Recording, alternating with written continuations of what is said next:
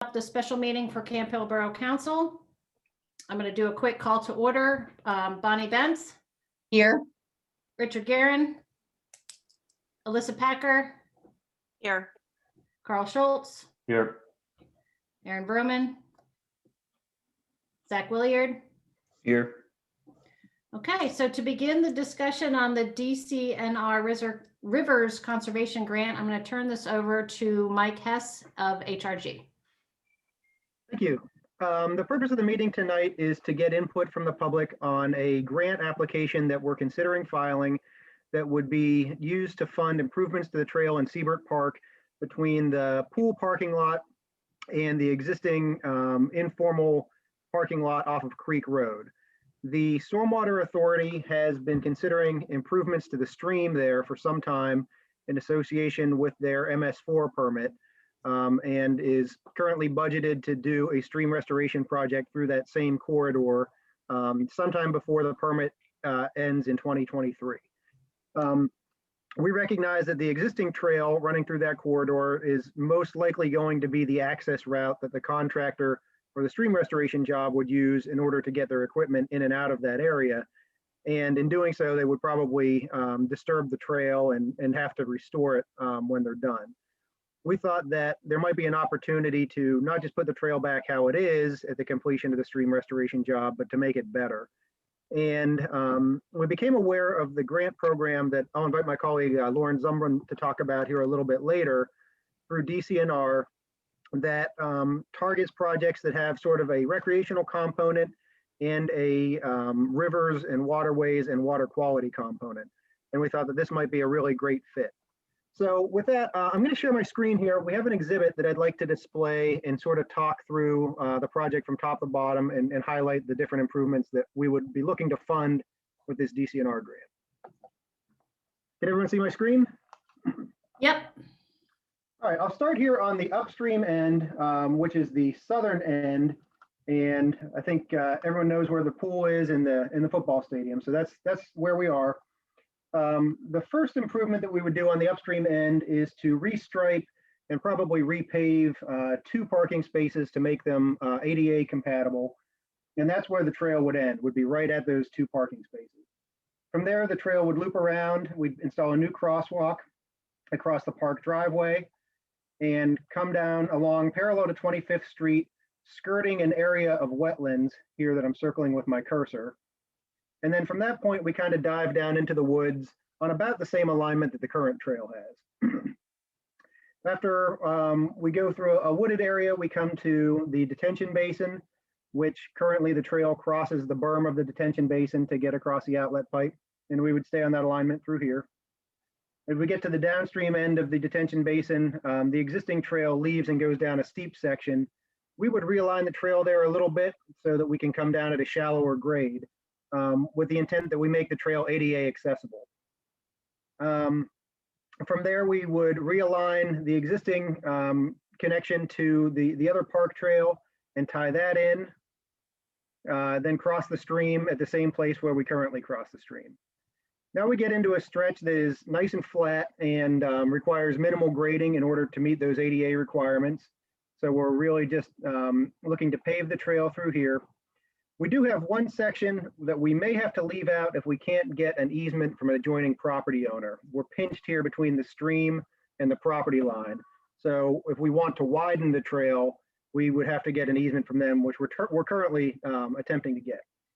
If we are unsuccessful, we can still do the trail on both sides. We would just have to leave out a short reach of about 200 feet. Or if we're successful, then we would run the trail straight through. We pick up again on the other side of that, across the wooden bridge that was installed some years ago here as an Eagle Scout project, come down behind the Creek Road pump station and out parallel to the driveway to Creek Road, where we install another crosswalk and then extend the trail to end in another pair of ADA parking spaces. These parking spaces are also associated with a kayak launch that the borough applied for a Fish and Boat Commission grant to fund last year. That grant application was successful and we got about half the money we need for the kayak launch project from Fish and Boat Commission. So the remainder of the improvements that we see here this walkway going down into the Connequinnet Creek and the stone armoring on the bank is all part of that boat launch project as well. What we would be asking for money from DCNR to do would be to build the trail that you see here, to build it about 8 to 10 feet wide and paved throughout its entire length. Those two features allow it to be accessible, ADA accessible, and it would allow for both bike and pedestrian traffic throughout the entire length. We had an initial conversation with DCNR about the project, got a lot of favorable feedback, and a couple of suggestions that we've incorporated into the design, mainly with regard to accessibility. So we've designed it to be ADA accessible throughout the length that we're improving. We would also be able to use the DCNR funds as the match for the other 50% of the kayak launch that Fish and Boat Commission didn't fund. So it would give us the other half that we need there. The borough is required to put forth match dollars for the DCNR grant, but because we would plan to build this at the same time and under the same contract as the stream restoration project, the borough and the Stormwater Authority are already funding the stream restoration and could count those dollars as match. So we already have enough match dollars to meet the DCNR grant requirements. So it seemed like we were checking a lot of the boxes for a project that would qualify and be favorable for DCNR. And I invited Lauren to come in here this evening so that she could talk a little bit more about the DCNR grant itself and how our project syncs up with a lot of the things DCNR looks for. So I'll turn it over to Lauren and she can detail some of that. And then I think we'll open it up for public comment, which is really our purpose here tonight, is to hear from the general public, any comments or opinions for or against it, so that we can move forward with that input. But real quick, just let me interrupt because I have to jump off at 6:30. That's my question, Mike. Is this, so this is more for public comment, not for council comment? Is that accurate? It's open to anybody. We are required as for the DCNR grant to have some amount of public involvement. So we thought, what could be better documented than a formal public hearing where we, advertise it, invite everyone out to give their input. But certainly, council members are members of the public too, so you're free to give any input you like. Okay, and we're going to talk about this again at the regular meeting itself. Okay. Yep.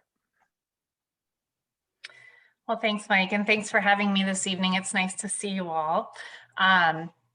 So yes, the program that Mike is referring to is DCNR's Community Conservation Partnerships Program. So the Department of Conservation and Natural Resources, this is their main funding program that they put forth as a means of helping municipalities fund all types of recreation and conservation projects. Under this umbrella of Community Conservation Partnerships Program, they fund statewide land partnerships. They fund acquisition of sites for recreation and conservation. They also fund a series of planning projects and park development projects. This project would actually fall under their community park development and rehabilitation, specifically the Rivers Conservation Development Pot. And as Mike mentioned, there are a number of reasons why we think that this project would be a really good fit for their program. Some of the things that they really like to see are partnerships. So we know that there are a number of groups in the area that have spoken favorably about the project, and the Watershed Association, the Greenways Group. There's a good regional initiative for this. One of the reasons we're having this meeting tonight is, of course, to collect any additional public input and hopefully favorable feedback on the project. They're also very focused on providing recreation for all. So that definitely means some of the ADA accessibility items that Mike mentioned, but also considering different types of uses and kind of how those uses relate to each other.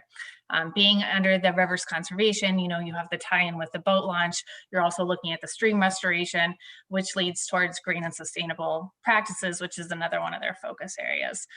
So high level, the way that we're sort of viewing this opportunity is if you're able to package these individual components that you've kind of looked at between the boat launch, the stream restoration, and the trail, you have a really good opportunity to apply for some additional funding with your match dollars already being identified and secured. And as Mike mentioned, it's also a way to sort of complete that boat launch project. I'm happy to answer any questions specific to the grant opportunity. Applications are due in mid-April, and you'll be considering, the preparation of that in your regular meeting, I understand. But if not, we really did want to give an opportunity for the public and council to ask any questions or comments on the project. Okay, I'm going to open it up for public comments now. That includes council comments, questions too. So if any of our public has a question, you can hover over participants and raise your hand, or you can use the reactions button, and the clapping hand looks like a raised hand. So either one.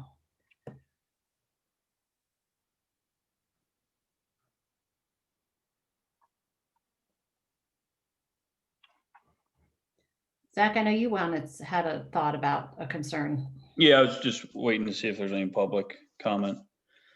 So, Mike and Lauren, Mike, I definitely appreciate kind of you bringing this kind of like outside the box thinking and tying it with the stormwater stuff. I think that's all great. The more I've been thinking about this, because we talked about this at stormwater, I don't know, I've become slightly less excited about it. I think I was actually just walking on this path before the meeting with my kids. And, I kind of like currently how it is, you feel like you're kind of in Camp Hill and all of a sudden you disappear into the woods. I'm worried that this would kind of take away from that a little bit. I was also wondering, and maybe we covered this in stormwater, but so since we're working on a stormwater project kind of like 10 feet away, if we're going to do a whole bunch of paving, does that somehow kind of take away from, from the stormwater project that we're working on? And kind of like my second part of that question is, we've continued to say that we're really hopeful that the project on that stream is not going to turn out like Willow with that kind of big Hyperion buffer and kind of the big, I don't want to call it a mess, but, we've had a lot of complaints about that. But now if we're going to put a bunch of paving kind of right through all this, does that create a need for some additional riparian buffer situation there? Yeah, I can kind of address those one at a time. The stormwater management aspect of it, because we have an existing gravel trail there for most of the length, we can count that as existing impervious. DEP's stormwater guidance counts existing gravel as impervious. So we would only really have to consider stormwater mitigation for what's new or larger than the footprint that's there. And the new trail would be a little wider, so we would have a little work to do for stormwater. But we could probably address it with like a small infiltration trench that runs parallel to the trail. We haven't sized it, but I would envision something, a foot or two wide or a foot or two deep, full of stone that would collect the runoff from the trail and infiltrate it right at that location. Instead of doing a large basin or something at a centralized location, we could sort of just treat it as we go. The riparian buffer aspect of it is required by virtue of doing the stream restoration job, whether we do the trail or not. In order to have a qualifying stream restoration project for the MS4 program, we need a 35-foot riparian buffer on each side. Or they've allowed offsets. I mean, we could do 60 and 10 or 50 and 20, whatever the site allows. So that part of it has to be done whether we do the trail or not. The difference, one of the important differences between this site and Willow Park is the nature of the existing vegetation. Willow Park, before it was a stream restoration project, was a mowed lawn, and there was a lot to do there to get the vegetation into sort of a permanent condition to where the established vegetation would shade out weeds and invasives. In most of the Siebert Park Trail corridor, there's existing tree canopy, which does a lot of that work for us to shade out weeds and invasives, and helps to cut down on the intensity and the duration that we would need to use the tall herbaceous kind of species that I think most people find so objectionable at Willow Park.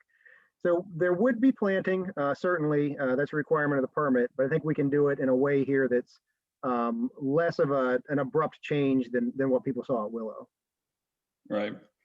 And then I don't know if, Go ahead. I don't know if we had talked to like Mike Oxer about this, but I'm guessing this will create kind of additional paving and kind of work for, I'm sorry, not paving, snow plowing removal salting, those kinds of things if we pave this? I don't know that as a condition of the DCNR grant, we have to provide winter maintenance. Maybe Lauren knows the answer to that one.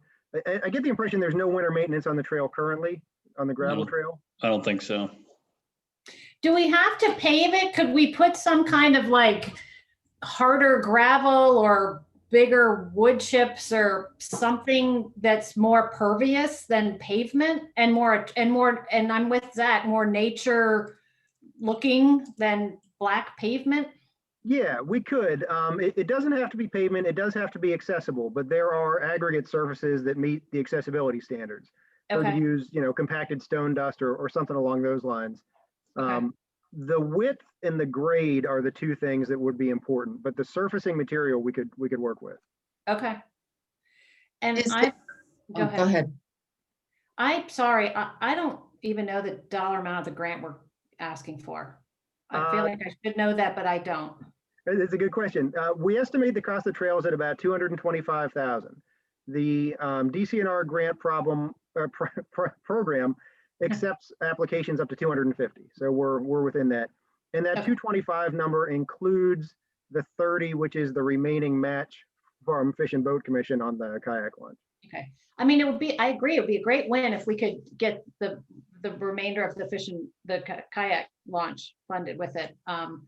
But I think, I agree with Zach. I want it to look natural. And so, Mike, you said there were alternative materials that could be used for the path. Do they increase the cost? Some of them will be lower cost, some would be higher. If we go with a stone dust material, that's a lower cost. That's a little bit more maintenance though for Mike Oxer and his guys. It's a little more susceptible to erosion and rutting and those sorts of things. It's a softer surface. If we want to go, it would be a higher cost, but there are pervious pavement products out there. I don't know that addresses the aesthetics though. It would still look like pavement. And that also has maintenance required to keep it pervious. So I wouldn't recommend going that route, but there are ways that we could go as a more deluxe or as a more basic package from a standard asphalt surface. Okay. And it sounds like, even if it's crushed stone, let's say, if there's, what was it called? The retention basin right next to the path, plus it's going to be more graded, it's going to be wider. So it wouldn't be quite as it would not detract from the natural feel of it as much as asphalt, but it still would be less of a natural feel than we have now, just so I understand what we're discussing. Okay. And would we currently, is there any anything prohibiting bikes down that trail? People can bike down there. We talked to Audrey about this, and I think Audrey, you've seen folks on bikes using that trail currently, correct? Yes, and I'm hoping that if somebody's in the public that's a biker wants to speak up about a bicycle on a paved trail versus a gravel trail. I know I've heard them talk about how our trail right now is not good for riding a bike on. Many of the areas you can see that the gravel's eroded away. So I know Public Works is gonna hopefully get out there this spring and put some more gravel down, but I know that there were complaints about the existing trail as it is now and how it's a problem for people who do want to ride their bike. And the area between the pool parking lot where the new stadium area is for the softball field is, many years ago, that was gravel into the woods. And as you all know, right now it's gone. It's all green. So I think that, I think the bike community may have a problem with keeping it the way it is now. But I'm hoping that maybe if you are on the call, you can just, give us your thoughts on the project. And I'll comment on that too, because I was just down there again. There is, there's a couple spots, but there's two major spots where you can see the stormwater kind of rut that's been created. I don't know if that's something that Public Works, just maybe Audrey, that's what you're saying. They just patch that up once a year or something. Right, they were gonna But- go down there and do that this spring. And, you know, there definitely was people down there riding bikes just an hour ago when I was down there. Yeah, I think you'd need a wider tire. I wouldn't want my road bike on there, but Right. mountain bike would be okay. So if you did a stone dust trail like you were talking about, Mike, the maintenance aspect of it for Public Works, would that be pretty much the same as what they have now? Yeah, I think it would. We could improve the drainage when we do the project so that if there are low-lying areas and that sort of thing, we could put cross pipes in to carry the water under the trail instead of washing over the top of it and potentially washing it out. But the stone dust trail is a softer surface, and that does go with a certain maintenance requirement, both in terms of erosion, but also rutting from heavy traffic, especially on wet days. And that's sort of the pros and cons of asphalt versus the stone trail. I had one more question for you, Mike, regarding where you have the trail starting up by the existing pump station. Is there any impact where that's located with regard to improvements to the pump station? Yeah, that's a great question. Actually, since the Public Works Committee meeting, we've realigned the trail up there to give a little more space next to the existing pump station, so that if we replace or expand that facility, we've left some room for it. We've got a question from Diana. Oh, there. Took me a while to figure out where the raised hand was. I'm a biker and I'm with I belong to so many organizations. The Susquehanna Greenway. The Connettagoonic Greenway. And that trail is part of something that we would like to be part of, the Connettagoonic Greenway. And it does need a little work, and it really wouldn't be good for a road bike, but for a I don't know, youthful person, they don't seem to mind the bumpiness of the way it is now. But for people my age, would like some of those drainage channels taken out. So you asked for comments from the biking community. That's what Yeah. that was. Yeah, thank you. Diana, do you, What? Diana, do you have a, Do Can I you hear have? me? Yeah. Yeah, I can hear you. Do you have a? Do I have a? sorry. Do you have a preferences between the asphalt or the crushed stone? Crushed stone would be lovely. I understand that the pervious requires vacuuming and has to be 10 feet wide so that the machine that would do the vacuuming can get down it. So crushed gravel compacted is good. And although it is not as pervious as soil, neither is compacted soil as far as how it would affect the stormwater runoff. Yeah, I'm not as serious a biker as Diana, but I mean, crushed stone is a nice surface to ride on, Yeah, on a street bike even. yes. Okay, cool. And Mike, you had said that the riparian buffer would have to be 60 feet. Is that what? The requirement is 70 feet, ideally 35 feet each side, but we can offset it in certain areas if we need to. Well, because 35 feet, so the path would go right through it then. Yep, and the width of the path can't count towards the buffer. So if we have a 10-foot wide path inside the 35-foot buffer, then the buffer needs to be 45 feet. The buffer plus trail needs to be 45 feet. So we're going to be planting 35 feet into the woods on either side of the stream, or whatever dimensions we decide, however we decide to divide it. Yeah, we would need to, if there's not sufficient vegetation there to qualify as a riparian buffer, we would need to supplement it so that we have one. If we get a certain distance out and then the existing forest is established and can count as that riparian buffer, we don't need to reinvent the wheel, but we need to supplement existing vegetation so that we have that width when we're done. Okay, and is the stream the stream restoration costs are not included in this grant. Correct. Yeah, the stream restoration costs are to be funded from the Stormwater Authority's bank loan, which is repaid over time with the stormwater fee. So But those the riparian buffer costs would come out of the stormwater. Yeah, the riparian buffer is a requirement of the stream restoration, so those dollars have to be spent whether we do the trail or not. That's part and parcel to the stream restoration. And in terms of MS4, stormwater control and so forth, that comes from the stream restoration. The path really doesn't impact that one way or the other. Is that right?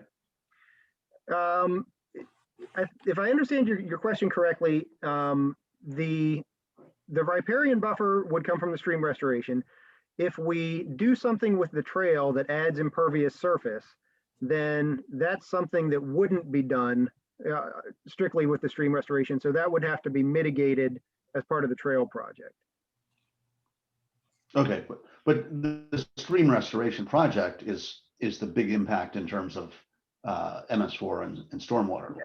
That's what Absolutely, I was yeah. Okay. The trail is a net zero as far as MS4. If it creates an impact, it mitigates for itself, but it doesn't generate credits for MS4 purposes. The stream restoration is what does that. Okay, thanks, Mike. So if we use a stone surface, two questions. Can it be 8 feet instead of 10 feet? So it's not so wide, and would it still be considered ADA accessible? That's a question I would have to look into a little bit more. The number that we discussed with DCNR was 8 to 10. And I don't know 8 foot with stone, if that would still pass muster with them or not. That's a specific instance I'd have to research before I could give you an answer. I'm sorry.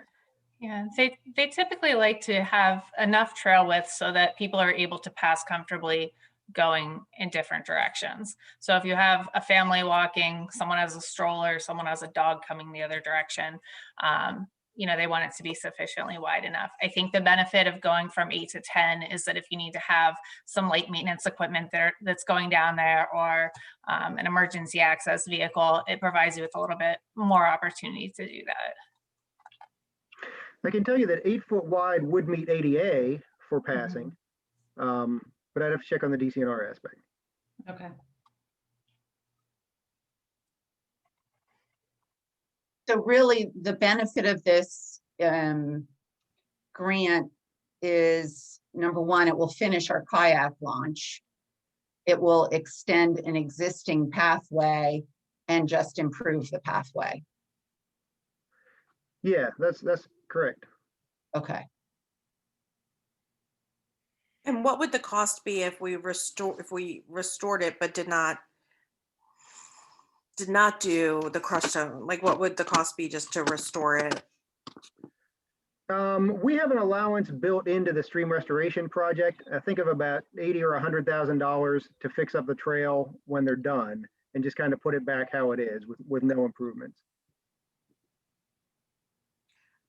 So essentially, we would have to pay out of our own money the $30,000 to finish the boat launch, is what you were saying, Yeah, if we didn't have the grant.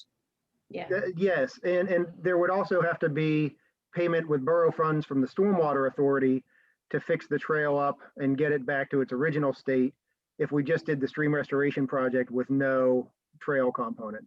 If we just had the stream restoration contractor clean up after themselves, that would be a cost that's built into that stream restoration project and paid by the Stormwater Authority without reimbursement. So that would be the 70 to 100,000. Yeah. Okay.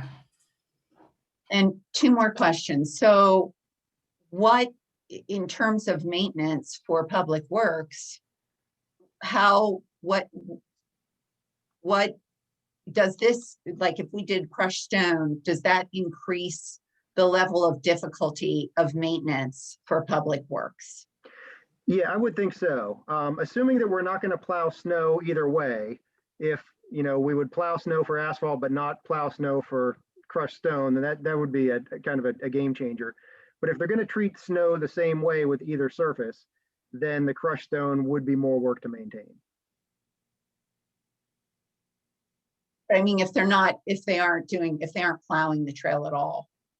Yeah, if they aren't plowing the trail, the crushed stone still requires some work that asphalt doesn't, in terms of keeping the weeds from creeping in and taking over, in terms of keeping up with rutting, after in the heavy traffic areas of the trail, and in terms with keeping up with erosion, both from wind and water.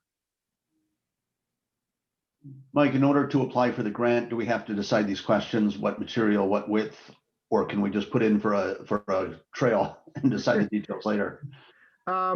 We will need to know what material, because that'll set the dollar amount, and we have to apply for a certain amount of money.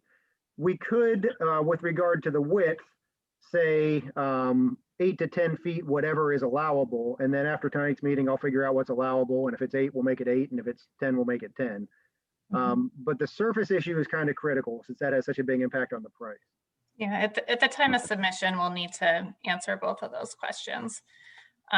I think, just going back to the kind of out-of-pocket costs, the benefit to this is if you're already planning to do the work associated with the stream restoration, DCNR typically requires a 50% match, and that's covered. So it's no new dollars in terms of the matching funds that you'd be required to put up for this effort. And it may even reduce the cost of the stream restoration project, because the stream restoration project on its own would have some component of trail repair in it. And we could avoid that if we get DCNR to pay for the trail.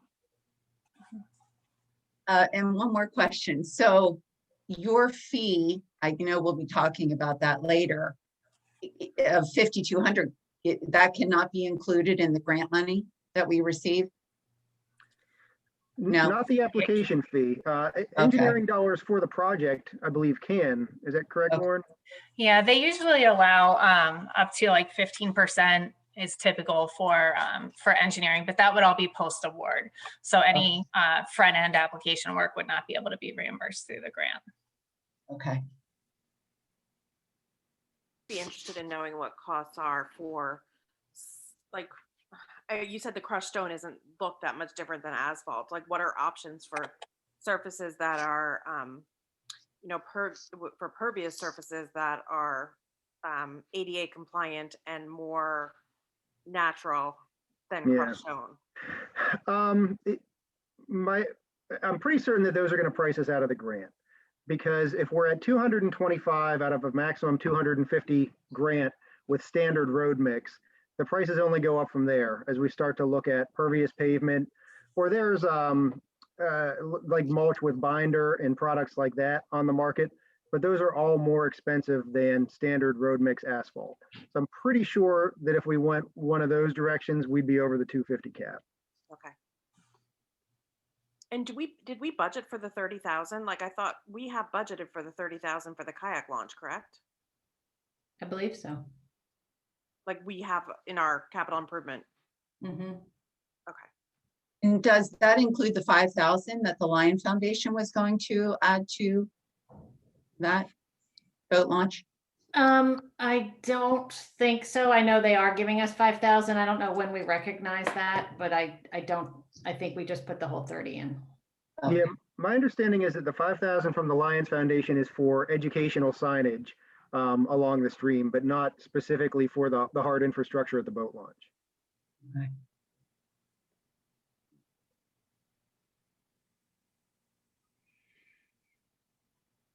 Any other public comments?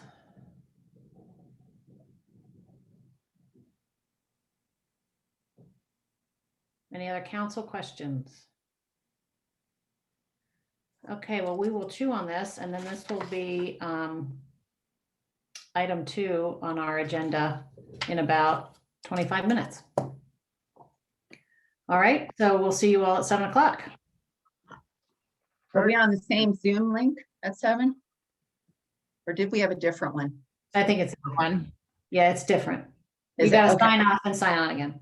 Okay. All right, I I'll gotta see you look. guys soon. Thanks. Okay. Thank you. Bye.